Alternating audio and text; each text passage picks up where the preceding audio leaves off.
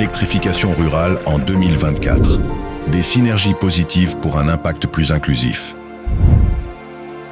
Bon gré mal gré, la révolution énergétique tant voulue pour le Congo profond implante peu à peu sa signature lumineuse dans des territoires lointains du Congo, où désormais les ménages, bâtiments administratifs, les hôpitaux, les PME et les institutions scolaires accèdent à l'électricité. nasepeli makasi nano tozali na courant te mais tomona mokonzi ya mboka aye kotiela biso lumière na kati ya territoire ya Songolunda. Depuis biso tobotama na mbuka oyo ata même lumière mosusu ezalaka te. Le quartier est devenu aussi développé. On peut voir la télé pendant la journée, la nuit, tout le temps. On peut repasser nos habits, on peut même étudier la nuit.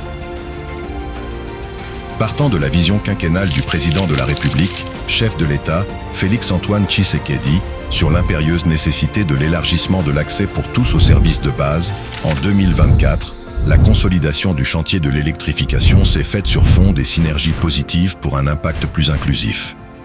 En 2024, nonobstant la multitude de facteurs inhérents à la vie politique et à la sécurité nationale, qui ont eu un incident accru sur la mobilisation des financements au profit de l'implémentation de son programme d'investissement prioritaire,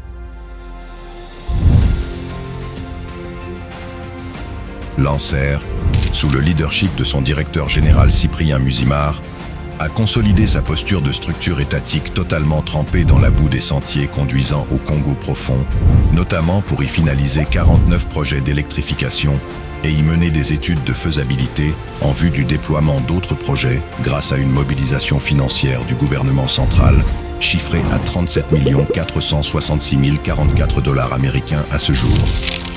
Le pari de rendre ordinaire l'accès à l'électricité pour simplifier l'équation du développement de l'arrière-pays se révèle être une affaire de gros sous qui suggère impérativement que seule une étroite collaboration entre les différents acteurs, publics, privés, partenaires techniques et financiers et société civile, peut permettre au secteur de l'électricité en RDC de fonctionner efficacement et de se développer durablement. En 2025, nous espérons du gouvernement des financements plus conséquents, du secteur privé, un engouement sans précédent dans les investissements à tirer de notre PIB, tout en s'acquittant des taxes et redevances légalement dues à l'ANSER, conformément à la loi et aux arrêtés interministériels. De nos partenaires techniques et financiers, une concrétisation de leurs engagements et promesses, et de la société civile, un accompagnement soutenu de notre action.